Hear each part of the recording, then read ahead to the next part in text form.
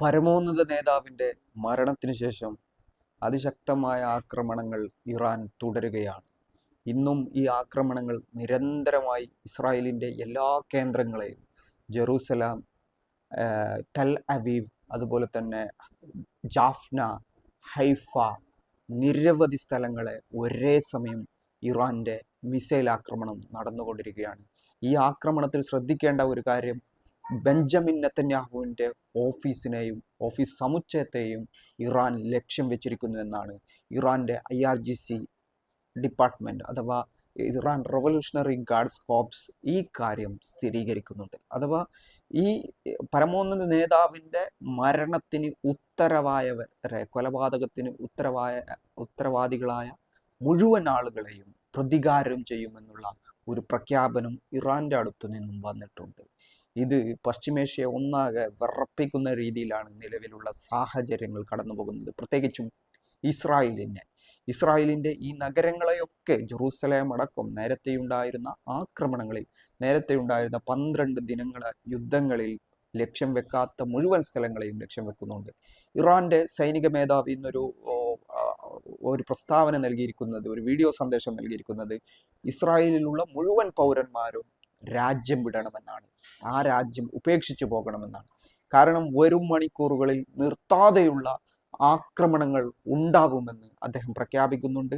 ഈ ബങ്കറുകളിൽ ഒളിച്ചാൽ പോലും, ഇന്നത്തെ ശ്രദ്ധിക്കേണ്ട ഒരു കാര്യം, വാർഹെഡ് ഉപയോഗിച്ചുകൊണ്ടുള്ള മിസൈലുകൾ ഉപയോഗിച്ചുകൊണ്ട് നടത്തുന്ന ഈ ആക്രമണത്തിൽ ബങ്കറിൽ ഒളിച്ചാൽ പോലും രക്ഷയുണ്ടാവുന്നില്ല. ബങ്കറിൽ ഒളിച്ച ആളുകൾക്ക് പോലും പരിക്കേൽക്കുന്ന സാഹചര്യം ഉണ്ടാവുന്നതാണ്.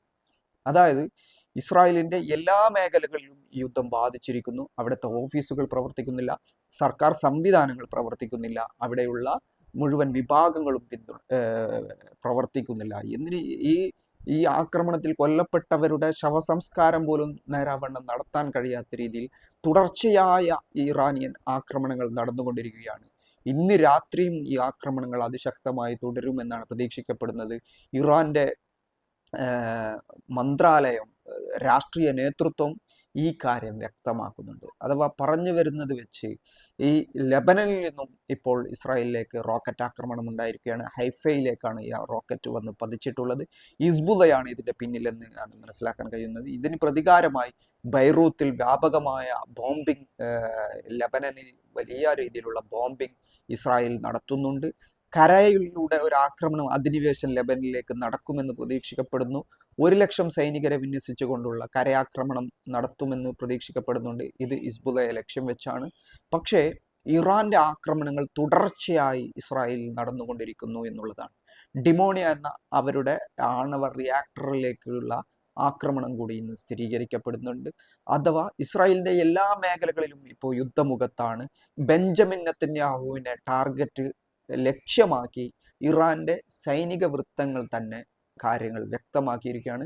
ബെഞ്ചമിൻ നെതന്യാഹു ഇനി മുതൽ ലക്ഷ്യത്തിന്റെ പരിധിയിലാണ് എന്നതാണ് ഇറാന്റെ സൈനിക നേതൃത്വം വ്യക്തമാക്കുന്നത്.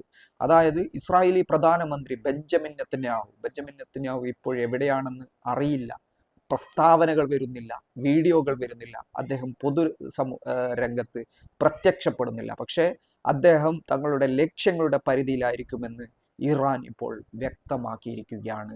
അപ്പോൾ അദ്ദേഹത്തിൻ്റെ പ്രൈം മിനിസ്റ്റർ ഓഫീസിനെ തന്നെ ലക്ഷ്യം വെച്ചുകൊണ്ടുള്ള ആക്രമണങ്ങൾ നടക്കുന്നു എന്നുള്ളതാണ് ഇന്നത്തെ പ്രത്യേകത. അതായത് ഇസ്രായേലിനകത്തുള്ള അവരുടെ തന്ത്രപ്രധാനമായ മുഴുവൻ കേന്ദ്രങ്ങളും ഇറാന്റെ ആക്രമണങ്ങളുടെ പരിധിയിലാണ്. ഇറാൻ ഇത്തരം വിവരങ്ങൾ കൃത്യമായിട്ടുണ്ട് എന്ന് വ്യക്തമാക്കുന്നതാണ് ഈ വിവരങ്ങൾ എന്നുള്ളത്. ഇത് ഇസ്രായേലിലേക്ക് നടത്തുന്ന ഈ വ്യോമാക്രമണങ്ങൾ തൊട്ടടുപ്പത്ത് നിന്ന് വെസ്റ്റ് ബാങ്കിലെയുള്ള ഫലസ്തീൻ ജനത ഇത് ആഘോഷമാക്കി മാറ്റുന്നതിൻ്റെ വീഡിയോ ദൃശ്യങ്ങളും പുറത്തു വന്നിട്ടുണ്ട്. അതായത് ഇസ്രായേലിലേക്ക് ഇറാൻ നടത്തുന്ന ആക്രമണങ്ങളിൽ മിസൈലുകൾ പതിക്കുമ്പോൾ മറ്റൊരു ഭാഗത്ത് ഫലസ്തീനിൽ ആഹ്ലാദ നൃത്തം ചവിട്ടുന്ന ദൃശ്യങ്ങളും വന്നിട്ടുണ്ട്. അങ്ങനെ നോക്കുമ്പോൾ ഇസ്രായേലിനെ സംബന്ധിച്ചിടത്തോളം അവരുടെ ഈ പ്രതിരോധ സംവിധാനങ്ങൾ, അയൺ ഡൗൺ സംവിധാനം, താഡ് സംവിധാനം, മറ്റു ഈ പ്രതിരോധ സംവിധാനങ്ങളൊക്കെ കുറഞ്ഞു വരുന്ന ഒരവസ്ഥ നിലവിൽ നിൽക്കുന്നുണ്ട്. നിലവിൽ ഗൾഫ് റീജിയണിലുള്ള അമേരിക്കൻ പ്രതിരോധ സംവിധാനങ്ങൾ ഇസ്രായേലിലേക്ക് മാറ്റിക്കൊണ്ടിരിക്കുകയാണ്. ഇസ്രായേലിനെ കൂടുതൽ പ്രൊട്ടക്റ്റ് ചെയ്യാൻ വേണ്ടിയാണ് ഇത് ചെയ്തുകൊണ്ടിരിക്കുന്നത്.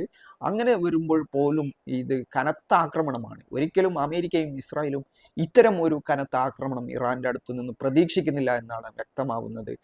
ഡൊണാൾഡ് ട്രംപ് പറഞ്ഞിരിക്കുന്നത്, നേരത്തെ പറഞ്ഞത് 4 ദിവസം കൊണ്ട് ഈ യുദ്ധം അവസാനിപ്പിക്കുമെന്നാണ്. പക്ഷേ ഇപ്പോൾ പറയുന്ന പ്രസ്താവന എന്നുള്ളത് 4 ആഴ്ച ഈ യുദ്ധം നീണ്ടു നിൽക്കുമെന്നാണ്. അപ്പോൾ ഡൊണാൾഡ് ട്രംപ് അങ്ങനെ പറയുമ്പോൾ ഇറാന്റെ ആക്രമണങ്ങൾ ഇനിയും 4 ആഴ്ചയോളം നിലനിൽക്കാനുള്ള സാധ്യത അമേരിക്ക നിലവിൽ കണക്ക് കൂട്ടുന്നുണ്ട്. പ്രധാനമായിട്ടും ഇസ്രായേലി നഗരങ്ങളെ തന്നെയാണ്. ഇസ്രായേലിനെ സംരക്ഷിച്ചു പോരുന്ന അമേരിക്കയുടെ സംവിധാനങ്ങളെ നേരത്തെ തന്നെ ആദ്യഘട്ടത്തിലെ ആക്രമണത്തിൽ തന്നെ തകർത്തുകൊണ്ടുള്ള ഒരു പ്രത്യാക്രമണ ശൈലി ഇപ്രാവശ്യം ഇറാൻ സ്വീകരിച്ചതുകൊണ്ട് തന്നെ ഈ മേഖലയിൽ ഇസ്രായേലിനെ സംരക്ഷിച്ചു നിർത്തുക എന്നുള്ളത് പ്രയാസകരമായ കാര്യമായിട്ട് മാറിയിട്ടുണ്ട്.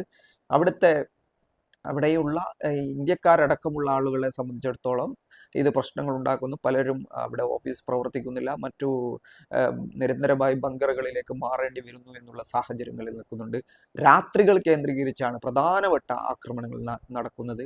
ഈ രാത്രി നടത്തുന്ന ആക്രമണങ്ങൾ എന്നുള്ളത് പലപ്പോഴും ടാർഗറ്റുകൾ കൃത്യമായിട്ട് അച്ചീവ് ചെയ്തുകൊണ്ടുള്ള ആക്രമണമാണ്. മറ്റൊന്ന്, ഒരു മിസൈൽ തന്നെ ഒരു മിസൈലിനെ തകർക്കാൻ നിരവധി ഈ പ്രതിരോധ മിസൈലുകൾ ഇസ്രായേൽ അയക്കുന്നു. പക്ഷെ അതൊന്നും പതിയാതെ അതിനെ മറികടന്ന് കബളിപ്പിച്ച് ലക്ഷ്യം നേടുന്ന രീതിയിലുള്ള ദൃശ്യങ്ങളും പുറത്തു വന്നിട്ടുണ്ട്. അപ്പോൾ മൊത്തത്തിൽ നോക്കുമ്പോൾ ബെഞ്ചമിൻ നെതന്യാഹു ഇപ്പോൾ ഇറാന്റെ ടാർഗറ്റുകളിൽ ഉൾപ്പെട്ടിരിക്കുകയാണ്, ഇറാന്റെ ലക്ഷ്യങ്ങളിൽ ഉൾപ്പെട്ടിരിക്കുകയാണ്. സൈനിക നേതൃത്വങ്ങൾ ഇറാന്റെ ലക്ഷ്യങ്ങളിൽ ഉൾപ്പെട്ടിരിക്കുകയാണ്.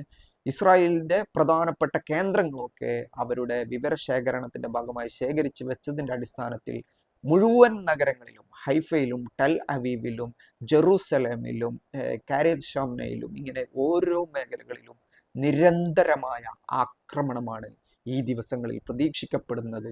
ഈ മിസൈൽ ആക്രമണത്തിന് പരിധിയില്ല എന്നുകൂടി ഇറാൻ വ്യക്തമാക്കിയിരിക്കുകയാണ്.